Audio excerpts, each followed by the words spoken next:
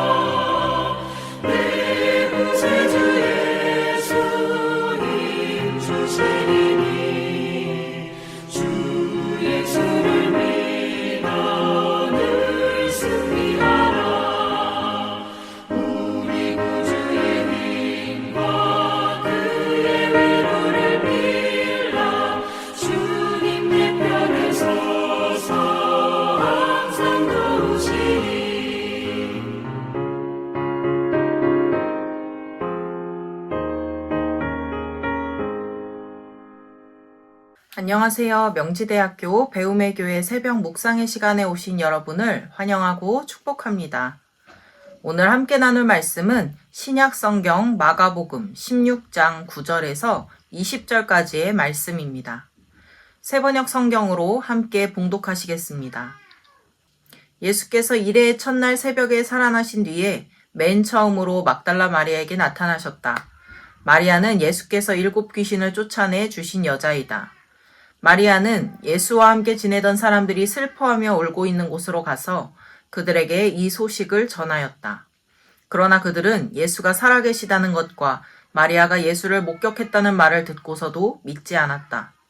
그 뒤에 그들 가운데 2 사람이 걸어서 시골로 내려가는데 예수께서는 다른 모습으로 그들에게 나타나셨다.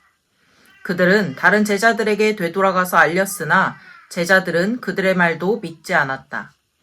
그 뒤에 11 제자가 음식을 먹을 때에 예수께서는 그들에게 나타나셔서 그들이 믿음이 없고 마음이 무딘 것을 꾸짖으셨다.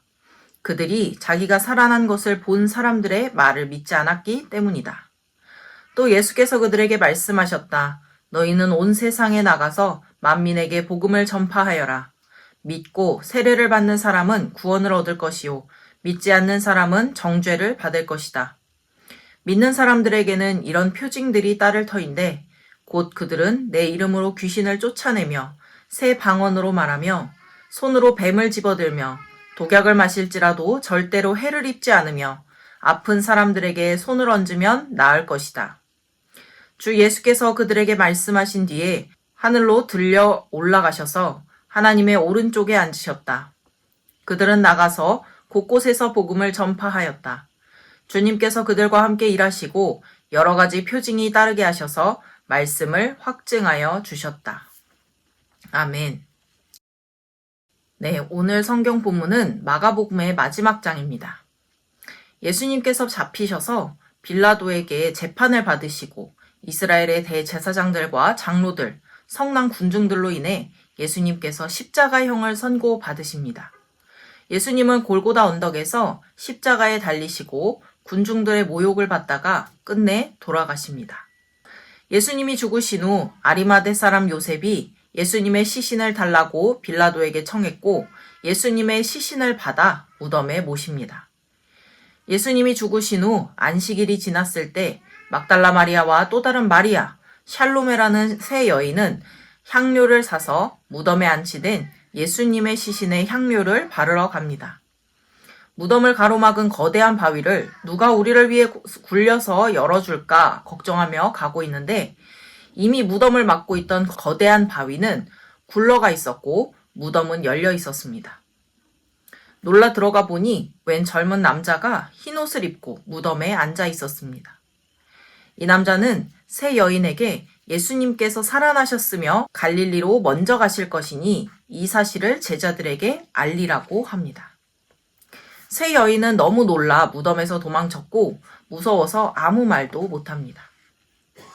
이후 막달라 마리아에게 예수님이 나타나시고 막달라 마리아는 제자들이 있는 곳으로 가서 예수님이 살아계시다고 자신이 직접 보았다고 말합니다. 하지만 막달라 마리아의 말을 아무도 믿지 않았습니다. 그러다 제자들 중 두 사람이 시골로 내려가는데 예수님께서 다른 모습으로 그들에게 나타나십니다. 뒤늦게 예수님을 알아본 두 사람은 되돌아가서 다른 제자들에게 이 사실을 알렸지만 그들의 말 또한 제자들은 믿지 않습니다. 예수님이 죽음이라는 누구도 돌아올 수 없는 강을 건너가셨다는 것을 많은 사람들이 보았습니다. 그 죽음을 목도한 로마의 관리 백부장은 예수님이 참으로 하나님의 아들이셨다고 고백하게 됩니다. 하지만 예수님은 이미 죽으셨고 차가운 시신만 무덤에 안치되어 있었습니다. 모든 제자들과 예수님을 사랑한 이들은 예수님의 죽음을 슬퍼했습니다. 후회하고 자책하고 절망했을 것입니다. 그런데 그들 가운데 몇 사람이 예수님이 살아나셨다고 직접 보았다고 이야기하는 것입니다. 그들의 입장에선 말이 안 되는 이야기였을 것입니다. 산채로 십자가에 못이 박히는 끔찍한 형벌에 처해졌으며 죽음을 확인하기 위해 옆구리에 창까지 찔리시는 것을 보았습니다. 이미 시신이 되신 것도 로마 군인들이 확인했으며 아리마대 사람 요셉이란 사람이 예수님을 장사 지낸 것도 알고 있습니다. 심지어 그의 무덤은 군인들이 지키고 있었습니다. 그런데 죽은 사람이 살아났다니 헛것을 보았거나 미쳐서 헛소문을 낸다고 생각했을 것입니다. 그런데 죽으신 줄 알았던 예수님이 제자들에게 나타나십니다. 그리고 그들을 꾸짖으십니다. 그들의 마음이 무디고 믿음이 없는 것을 꾸짖으십니다. 하지만 이런 상황에서 죽은 사람이 다시 살아났다는 말을 믿을 수 있는 사람이 얼마나 될까요? 그리스도인들은 종종 믿음의 싸움이라는 표현을 사용합니다. 저는 이 싸움이 내 안에 있는 불신과의 싸움이라고 느낍니다. 우리는 신앙생활을 하면서 끊임없이 우리 안에 불신과 싸웁니다. 어떤 불신이 있을까요? 먼저는 하나님을 향한 불신입니다. 예수님의 존재, 하나님의 존재에 대한 불신과 싸웁니다. 존재를 부정하다가 오히려 존재가 입증되는 이상한 일을 다들 경험해 보셨을 것입니다. 하나님은 우리에게 하나님의 때에 하나님의 존재를 입증시키십니다. 그 다음에는 하나님의 존재로 인해 부각되는 죄인으로서의 나의 존재를 부정합니다. 왜 모든 인간이 죄인이라고 하는지 성경의 말씀을 불신하며 싸웁니다. 때로는 하나님이 하신 일이 정말 옳은가? 하나님이 다스리신다는 세상은 왜 이렇게 악하고 불공평한가? 스스로 판단자가 되어 판단해 보기도 합니다. 이후에는 우리의 예상과 예측, 이성과 경험을 벗어난 일들을 예수님이 여전히 지금도 오늘날에도 행하실 것이라고 믿지 못하는 불신과 싸웁니다. 두 번째는 나에 대한 불신입니다. 내가 정말 구원받았는지에 대해, 구원의 확신이라고 표현하는 것에 대해 불신합니다. 나는 정말 구원받았는가? 나는 정말로 하나님께로 돌이켰는가? 왜 나는 죄를 계속 짓는가? 또 한편으로는 하나님이 얼마나 나를 사랑하시는지, 나는 하나님께 얼마나 가치 있는 존재인지 의심합니다. 교회 안에서도 다른 사람과 끊임없이 비교하고 견주어 보며 나의 믿음과 나의 특별함, 사랑받는 자녀로서의 우월함에 대해 증명하려고 합니다. 세 번째 불신은 이웃, 공동체를 향한 불신입니다. 나에 대한 의심과 판단을 하는 사람은 다른 사람에 대한 판단도 하기 마련입니다. 저 사람은 구원받았을까? 저 사람은 왜 저럴까? 저 사람은 믿음이 있는 걸까? 왜 저렇게 행동할까? 하나님을 믿는다는 교회는 왜 그럴까? 왜 교회 안에서 상처를 주고 서로 싸우고 미워할까? 저 사람을 믿어도 될까? 내 이야기를 나눠도 될까? 하는 불신이 있습니다. 예수님을 믿고 예수님을 따르는 제자라고 하지만 여전히 예수님의 부활을 믿지 못했던 예수님의 제자들처럼 우리도 이런 의심, 불신과 싸우고 있진 않습니까? 내가 알고 있는 상식과 내가 보고 느낄 수 있는 현실, 객관적이라고 믿는 이성으로 예수님의 능력과 일하심을 제한하고 의심하고 있진 않습니까? 엄청난 과학기술의 발달로 인공지능이 발달하고 인류가 새로운 단계로 넘어가고 있는 이때에 나는 여전히 바다를 가르시고 물고기 2마리와 떡 5덩이로 5,000명을 먹이시며 죽은 사람을 살리시고 자신 스스로도 죽음에서 살아오신 예수님을 하나님의 아들이시면서 참 사람이신 이 놀라운 신비를 우리가 어떻게 온전히 믿는다고 자신 있게 고백할 수 있겠습니까? 그러니 우리는 우리가 예수님을 믿는 믿음 또한 은혜라고 고백하는 것입니다. 이런 우리들에게 또 그 당시에 예수님을 옆에서 모시고 예수님의 가르침을 직접 받았던 그러나 예수님의 부활을 믿지 못했던 제자들에게 예수님은 다시 명령하십니다. 온 세상에 나가서 만민에게 복음을 전파하여라. 나를 끊임없이 불신하고 믿지 못하고 의심하고 있는 너에게 여전히 이야기하고 너의 삶을 이끌어가고 있는 나의 존재를 전하라. 불완전하고 불확실한 인생에서도 어떻게 소망을 잃지 않고 살아가고 있는지, 가진 게 없어도 많이 가진 사람처럼 살고 받은 게 없어도 많이 받은 사람처럼 나누는지, 지금 현재 너의 삶에서 살아 역사하고 있는 나의 존재를 너의 불신 가운데서도 성실하게 너를 붙잡고 여기까지 나아온 나의 역사를 나의 잃어버린 양들에게 전하라 말씀하시는 것만 같습니다. 여러분, 예수님을 따른다는 것은 제일 먼저는 우리 안에 불신과 싸우는 것입니다. 불신을 이겨내고 믿는 것입니다. 내 생각, 내 경험, 내 이성보다 크신 하나님을 믿는 것입니다. 그리고 그분의 삶을 묵상하며 그가 살라고 하신 그대로 예수님의 말씀대로 예수님이 보여주신 삶의 모습대로 살아가는 것입니다. 그것이 우리의 삶에 매일 일어나는 기적이고 표징입니다. 우리의 삶 가운데 하나님의 통치가 이루어지기를 소망합니다. 그리고 우리의 삶이 매일매일 조금씩 예수님을 닮아가기를 소망합니다. 함께 기도하시겠습니다. 하나님의 하나뿐인 아들이시며 유일하게 죽음을 이기신 예수님, 시간의 제약을 받지 않으시며 과거에도 현재에도 미래에도 살아계신 우리의 구세주를 믿습니다. 하나님이 우리에게 이성과 지혜를 주시고 스스로 개척할 수 있는 인생을 허락하셔서 우리는 놀라운 과학의 발전도 이루고 놀라운 문명의 발전을 이루고 있습니다. 하지만 이러한 발전이 거듭될수록 사람은 교만하여져서 하나님을 잊어버립니다. 다시 우리는 고백합니다. 하나님이 이 모든 만물을 창조하셨으며 하나님의 창조를 우리는 따라갈 수 없습니다. 우리는 바다를 만들 수도 바람을 거스를 수도 해를 뜨게 할 수도 없습니다. 하나님이 정하신 창조의 법칙을 거스를 수 없는 존재입니다. 그러나 하나님은 유일하게 자신이 창조하신 세계의 법칙을 거스를 수 있는 분이시기도 합니다. 그래서 하나뿐인 아들을 우리에게 보내주셨습니다. 믿음이 없고 마음이 무딘 우리를 위해 자신의 하나뿐인 아들을 내어주셨습니다. 그 아들 예수 그리스도께서 오늘도 우리와 함께 하시며 우리가 믿음의 싸움을 싸우고 우리의 갈 길을 갈 수 있도록 도우심을 믿습니다. 오늘도 우리 안에 불신을 이겨내고 할 수 없어, 그럴 리 없어 라는 불신을 이겨내고 온 세상에 나가 복음을 전하는 우리가 되게 하여 주시옵소서.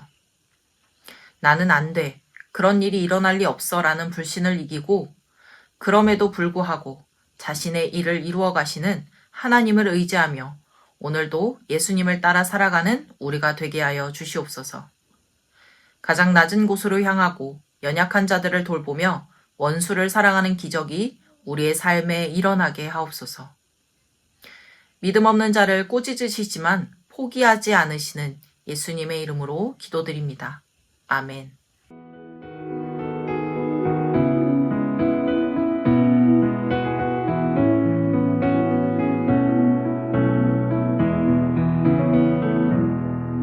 그 선한 힘에 고요히 감사여 그 놀라운 평화를 누리며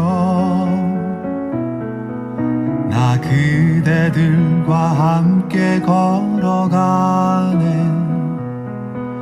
나 그대들과 아내를 여네. 지나가 넘을 어둠의 날들이 무겁게 내 영혼 짓눌러도 오 주여 우릴 외면치 마시고 약속의 구원을 이루소서. 그 선한 힘이 우릴 감싸시니 믿음으로 일어날 일 기대하네.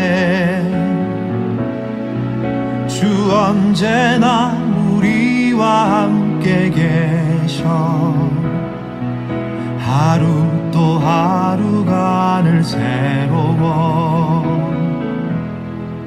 주께서 밝히신 작은 촛불이 어둠을 헤치고 타오르네. 그 빛에 우리 모두 하나 되어 온 누리에 비추게 하소서. 그 선한 힘이 우릴 감싸시니 믿음으로 일어날 일 기대하네. 주 언제나 우리와 함께 계셔 하루 또 하루가 늘 새로워. 이 고요함이 깊이 번져갈 때 저 가슴 벅찬 노래 들리네. 다시 하나가 되게 이끄소서. 당신의 빛이 빛나는 이 밤 그 선한 힘이 우릴 감싸시니 믿음으로 일어날 일 기대하네. 주 언제나 우리와 함께 계셔 하루 또 하루가 늘 새로워.